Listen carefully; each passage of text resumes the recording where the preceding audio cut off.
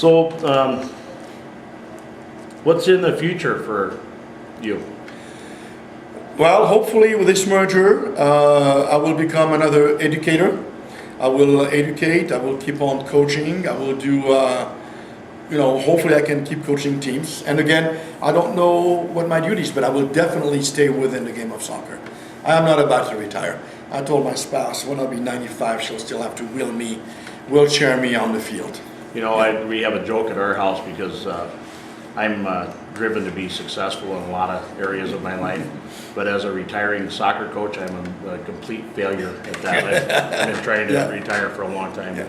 So just a couple more things, and again, I want to thank you because you've been really gracious tonight and giving us some time. And it's my pleasure. I'm going to ask you to give 3 different levels of people here who might be watching some good advice, okay? First of all, let's talk to the parent. And if you can, give them your perspective on what it takes a parent to do, plus the player to do, to get the player to the level of excellence they need to be at. As parents, we need to encourage our players to be able to work on their own. As parents, we need to understand the game. As parents, we need to be able to take 10, 15 minutes of our weekend or our day to watch a soccer game, watch an international game, to watch the MLS, maybe kind of see what our children go through when they are on the field, understand the nuances of the game. Also, let the coaches coach. Let the coaches coach. And as far as the players are concerned, they need to understand that the time that is spent with the coaching staff is never enough. Never enough.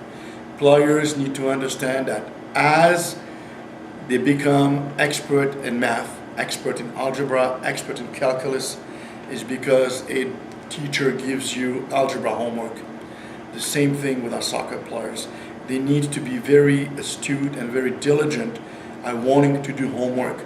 7, 8, 10, 15 minutes at the maximum away from the Nintendo, away from the Wii, and to just work at their skills, technical skills. And to watch watch games with their parents. I mean, I'm sure that a child who watches the game and a child who plays the game can very much educate their parents. They can tell them, look at this pass, look how they struck the ball, look at that goal. I mean, those are things that our children can help the parents as well. Yeah, great idea. Yeah. And finally, for the coaches, what should they be doing? Education, knowledge. As much licensing that any of the top coaches have, there is absolutely no place in being stagnant in the knowledge. The knowledge can come from watching games, the knowledge comes from attending events, and to be part of a program, to be a coach and to believe that education is really what needs for our coaches. Yeah. Don't stop getting educated. Coaches who say that they know it all and they don't need to go any further, I think they need to find a different avenue. Coaches need to constantly stay in tune with the game. Yeah.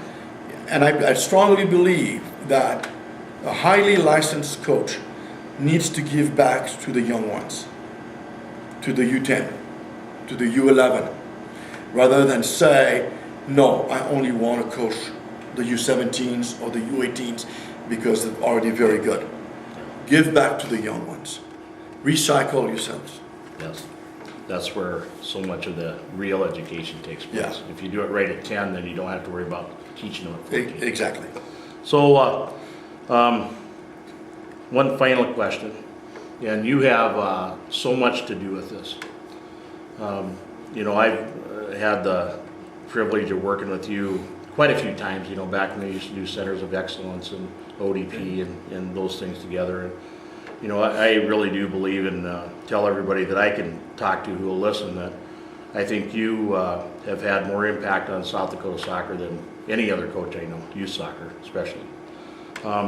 Where do you see, as a state, and you see players from all over, Where do you see us ending up here? Do you see us continuing to make ground, or do we need to make some more big changes to make another leap? I think that we need to make better changes. I think that we need to educate more of our soccer community. I don't think, and again, our state needs to be more visible all across the state. We've got to be able to reach to all of those communities who really want to play soccer. And what I mean soccer is to be able to select some of the best players who want to play soccer. Where do I see South Dakota? I see South Dakota on the horizon.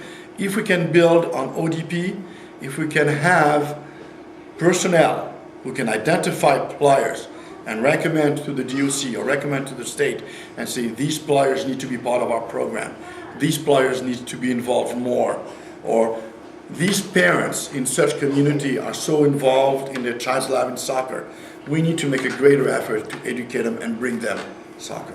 That's a good point. Yeah. Well, did we miss anything that you wanted to talk about? No, I think I'm privileged that and very honored that I am part of this interview, and that for me it was a great change in my life. A very, very rewarding, a wonderful, enchanting change in my life. And I feel that I did do a little bit of an impact. I feel that, not big, but a bit of an impact. You've had a massive impact. You're Yeah. being too shy there, but. And I just hope that we don't become complacent about it. I just hope that we keep on giving to our children and keep giving to our children all of the knowledge that, and again, what is very satisfying right now is all of the players that all of us coaches had the privilege to be associated with 5, 7, 10 years ago. Now we see them on the sideline. Now they are coaching. The Connor McKee, the Russ Townsend, that have played at the club level. Yeah, and at the college level. Ben Mom, Yeah. becoming a coach. Yeah. All of those players that have gone through the ranks as players, we need to embrace them.